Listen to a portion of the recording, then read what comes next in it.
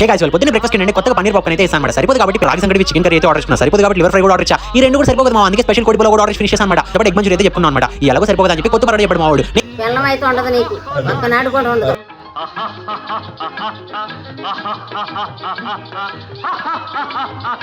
So hi guys, ఈరోజు మా తిరుపతితో reaction video చెప్పిపోతున్నా. అది కూడా ఫస్ట్ రియాక్షన్ వీడియో. ఎలా వస్తుందో ఇంకా తెలీదు. మా ఊర్లో తిరుపతిని సెకండ్ గంగమ్మ అని పిలుస్తారు. రియాక్షన్ చూడండి, మీకు అర్థమవుతుంది. అయితే ఇవాళ నీకు ఒక అబ్బాయిని చూపెడతా.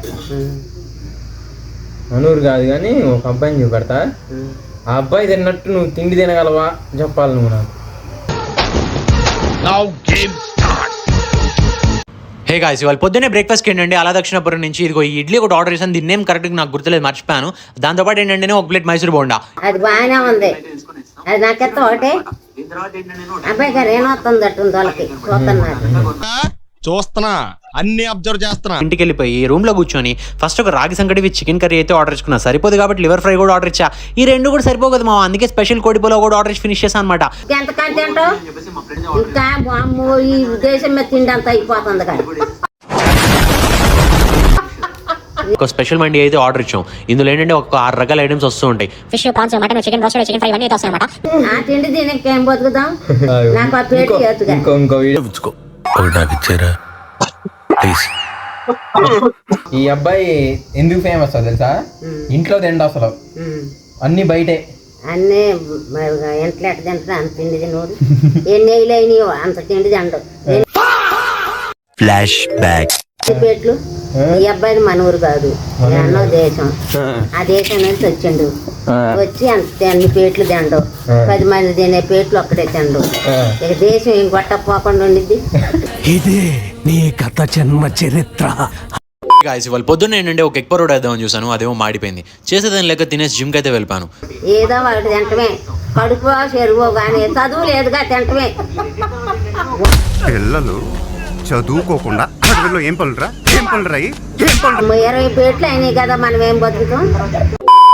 వాళ్ళ అమ్మ వండి పెట్టగలదు అంట ఆయనకి. వండి పెట్టగలదు, చేత కాదు. చేత కాదు కాబట్టి బయట తింటాడు. బయట తింటాడు. ఇప్పటికే 15 పేట్లు అయినాయి, కసిపోతే 30 అయితే. ఇంకేం వాళ్ళ అమ్మ వాళ్ళు పెట్టలేకనే బయటకు వెళ్ళకొట్టింది. ఇది బాగా తేపులు తెప్పుకొని పండుతుంది. ఆయన వండి పెట్టగలవా నువ్వు? మా అమ్మని ఆ చేత కదా అంట. చెయ్యలేను, నా వల్ల కాదు. ఇక ఫైనల్లీ వీటన్నిటి తర్వాత ఏంటంటే ఒక ప్లేట్ పానీపూరి తినడానికి వెళ్ళామా. అది సరిపోలేదని చెప్పి ఒక ప్లేట్ మసాలా పూరి కూడా తింటూ ఉన్నాం. ఇప్పటికే 20 పేట్లు అయినాయి లెక్క ఇస్తే మళ్ళీ పానీపూరి ఇక్కడికి వచ్చావా?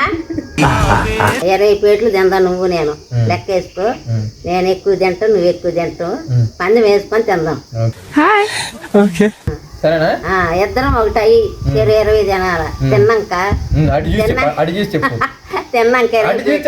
తిన్నాక 20 పేట్లు తిన్నాక ఈ అబ్బాయి దొక్కూరు నా దొక్కూరు నేనే వండుతా. అన్ని వంటలు వండాలంటే భర్త బియ్యం తింటాం ఇద్దరం రోజుకి. ఈ ఊరుగా రామని చెప్పు ఆయనకి. వస్తే మా ఊరు రా, నా దగ్గరే వండి పెడితే నేనే 30 పేట్లు నీకు, 15 పేట్లు నాకు. సరే, ఒక కర్రీపఫ్ నాకు, ఒక కర్రీపఫ్ నీకు, ఒక జిలేబీ నాకు, ఒక జిలేబీ. మళ్ళీ నువ్వు మా ఇంటికి వస్తేనే నేను అవి వండుతా. మెమ్మ చేత అయితే కాదు. నువ్వురా. ఇప్పుడు వినపడుతుంది ఆయనకి. నిజమే. ఓయమ్మా చాలా చిన్న సెకల్లో ఎవరా నీలో. నువ్వైతే పడిద్ది. ఇంకో 4 రోజులు అయ్యాక నువ్వు ఆయనకు తెలిసినవు అనుకో, ఆయన చూసిండు అనుకో, వస్తాడు మీ ఇంటికి వస్తాడు, వండి పెట్టమంటాడు. మరి మా ఇంటికి రా, కేజీ పప్పు కేజీ అది చేస్తా. అట్లు పోస్తా, అట్లు పోసి బిర్యానీ ఉండి. మరి నువ్వు ఎన్ని అట్లు తింటావు అంటే దగ్గర 40-50 అట్లు తింటావు. 40-50 అయినా తట్టుకుంటావు నువ్వు మా ఇంటికి వస్తే. అంత తిండి తింటే ఎందుకు పుట్టినావు నువ్వు? ఎందుకు పుట్టినావు? ఏ కారణానికి పుట్టినావు? చదువు ఏమైనా ఉందా నీకు? చదువు సంఘాతం ఉందా? చేస్తాడు ఆయన, ఉద్యోగం చేస్తాడు. ఉద్యోగం చేసేవాడైనా పిల్లం ఉండదు నీకు. నిజం ఒక్కనాడు కూడా ఉండదు. ఎందుకు? నీ ఇంత తిండి తినోడుకు ఉండదు. కొంచెం నోటితో ఎక్కువండి. వస్తే నా దగ్గర రా, చిన్నంగా 2-3 అమ్మాయితో తట్టుకోలేదు, పిల్లమైతే ఉండదు నీకు. ఒక్కనాడు కూడా ఉండదు. పాపం ఫీల్ అన్నట్టున్నారు. వివాహ భోజనంబు వింతైన వంటకంబు వియాల వారిది